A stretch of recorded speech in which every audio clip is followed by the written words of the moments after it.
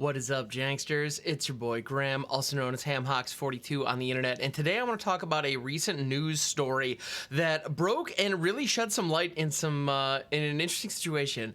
You may note I have Collected Company on screen next to me, but not just any Collected Company. This is the Collected Company that was included in the Secret Lair release supporting Extra Life in 2020.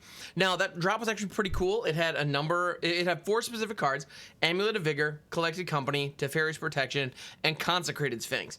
All very good cards, all very valuable in respective formats, and they had great new artwork on them. Okay, fantastic.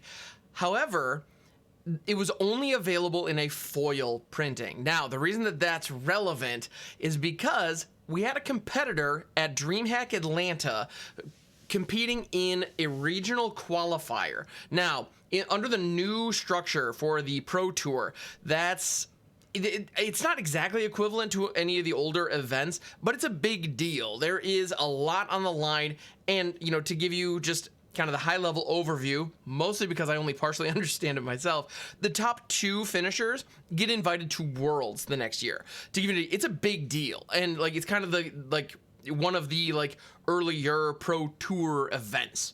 So, as far as competitive Magic goes, this is one of the first big events that we've seen in North America to really usher in the new age of the Pro Tour. And so, a competitor named mcclure was competing in the event, and they had Collected Company in their deck. Now, they happen to have this particular Extra Life Secret Lair copy of Collected Company, and a judge disqualified them for having this particular version of Collected Company. Now, Collected Company has been printed multiple times, including in non-foil versions, so a non-foil variant was absolutely available to the competitor in question. But for one reason or another, they chose to use this one. The reason that this was grounds for a disqualification was because when shuffling, the player would be able to potentially identify, based on the weight of the card, which cards were the Collected Companies or any other foils they happen to have in the deck, and therefore potentially put them closer to the top of the deck to make them easier to access. Now, cuts are involved, but if people are good at sleight of hand, little things like that can they can make a difference in the gameplay. It's exactly why things like mana weaving aren't legal. The idea of separating your lands throughout your deck before you shuffle, that's not allowed because it's seen as stacking the deck. Marked cards, you can't have, we've seen pros in the past get docked because their sleeves all suspiciously had the same wear on the same corner, but just on their Tron lands, that kind of thing. So it's not uncommon for us to see kind of these marked card questions come up, and it does beg the question, was it intentional? Was this particular card used in an attempt to cheat? And we don't know. But because we don't know, the judge took it upon themselves to disqualify the player. Now, I feel like the judge did exactly the right thing in that situation, but it's unfortunate. And the reason that I think it's unfortunate is not because the player should have known better, because yes, on one degree they should have. However, the flip side of that is, this is a sanctioned Wizards of the Coast Magic the Gathering card. That on top of, not only is it an official sanctioned card, this was originally printed in a pack of 4 cards that went for $60. Granted, it was to support a charity, so that was part of it as well. But at the end of the day, it's a valuable card. And effectively, this card is not tournament legal. Because if you put it in it is quote-unquote tournament legal. It's a black-bordered official Magic card that has legality in a number of formats. But if you're playing with this particular version, you might get disqualified for it. So what's the difference between these Secret Lair cards and the Magic 30th Anniversary Edition proxy cards? Well, really, to be honest, the difference is very little. And the problem is not, by the way, with these Secret Lairs specifically. The problem is with foils. Competitive players have been aware of this for a very long time, where they have intentionally not played with foil cards. They are slightly heavier than non-foil cards, very slightly. Like, you have to, it's difficult to tell the difference to, you know, any casual player, but it is there. Like, it's on a very micro level. But the real issue, the real problem that most people are able to abuse and take advantage of, which is why this is a problem, is the curling. Because these cards curl. When they're in a sleeve, that it helps flatten them a little bit, but at the end of the day, even a tiny bump on a stack of cards stands out, and you can see it. Anybody who has created a deck at home and even had like a couple of foil basics in it will notice, especially if it's not sleeved, when you shuffle it up and just set it down, you can tell exactly where that basic is in the stack. It's super obvious. And so if you are very intentional about how you foil out your deck, and you only put, like, if the only foils in the entire deck were 4 collected companies, that would have been super suspicious. Now, I have not seen that the specific deck that this particular competitor played, so I don't know for sure, but that I wouldn't be surprised if that was the case. And collected company is a key card in, you know, aggro strategies that can turn the tide of a game in your favor. So this bothers me. This bothers me on a very deep level, and it goes way deeper than just this player was being a little sketchy. Because whether they were or not, I have no idea what their intention was. And I don't care, to be completely honest. That's between them and Wizards of the Coast and the judges, the tournament organizers. They will sort that out. What I don't understand is, why do foils still exist? If foils present a problem in tournament play, why do they demand a premium on the secondary market? Well, the reason for that's actually pretty straightforward. Tournament play is not the reason why foils are valuable. It's not the reason why any Magic the Gathering... Well, it's not the reason why most Magic the Gathering cards are valuable. When you look at the reserve list cards, they demand a price tag that's pretty reasonable or pretty exceptional, even if they're in a graded slab. You know, even if if you could not shuffle it into a deck, because that's not why people want them. They want them for collector value. When it comes to special versions of cards, people want them for their casual decks, or they want them for their commander decks, where they want them to be a little spiffy. Now, I'm just going to throw this out there. If you are running foiled out versions of very powerful cards in your commander decks to get a slight edge over your friends, you're being a dick, knock it off. But that could exist, is the thing.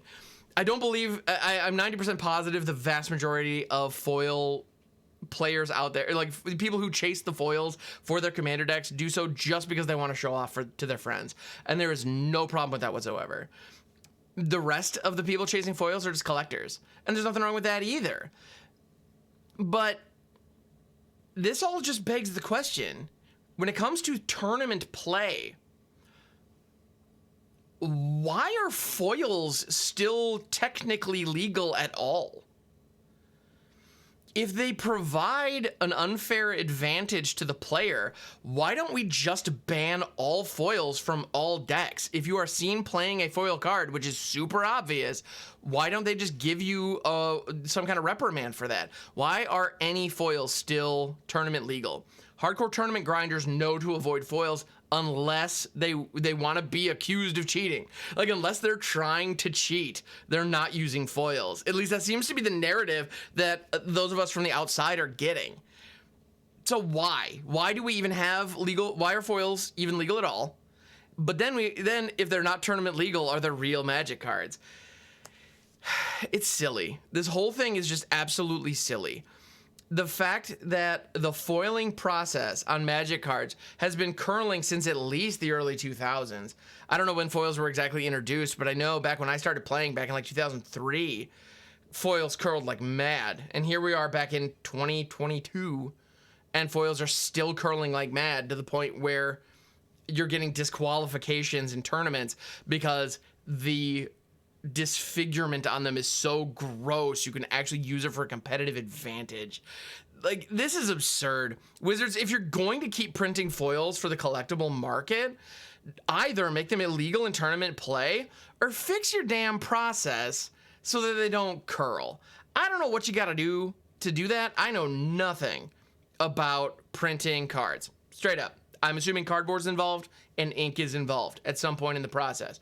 But when it comes to the foiling of cards, whatever process you are currently using, even on the basic bottom of the barrel junk rares and commons, whatever process that is causing these Pringle issues, just stop.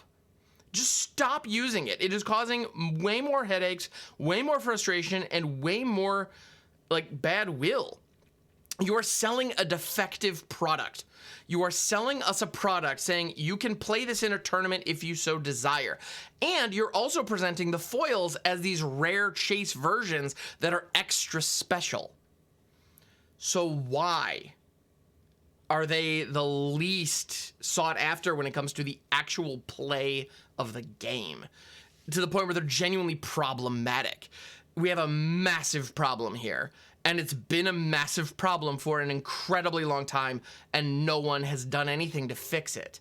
I know a number of different foiling methods have come out throughout various sets, and as I understand it, I'm sure different printing facilities have different regulations. I'm sure there's a standard code that they try to follow throughout, but at the end of the day, when you're printing in multiple facilities, I'm sure there's different quality standards. I'm sure it gets weird. I have no doubt it is a logistical nightmare. But at the end of the day, is having a foil common in every booster pack that nobody cares about and is going to present a problem in a tournament potentially, is that worth the extra expense of producing that card? I can't imagine it is. So I don't understand this. I think it's absolutely silly. To be completely honest, I think all foils could probably disappear overnight and the game would not be hurt for it, and a lot of judges would sleep a lot better because it would alleviate all of this. Or at the very least, again, just put out a blanket ban on foils in competitive play. Make them a collector piece exclusive, because competitive play is not what's selling your foils anyway. So thanks so much for checking out this rant. I have some thoughts, as you can tell. I would love your feedback. Please let me know below. This is also all coming from somebody who does not play competitive paper at all. I'll join the occasional tournament on Arena, but for the most part, my paper play is Commander. It just is. So I am on the outside looking in on this one. But every single time I hear about it, I hear the same problems over and over and over again. So it seems like we have a problem, and I don't see anyone solving it. So I wanted to weigh in on this, throw my 2 cents into the ring, and I don't know why we're throwing pennies into rings. That doesn't really make sense, but in any event, thank you so much for checking out the video. I appreciate it very, very much. If you haven't already, please like and subscribe. It makes a huge difference.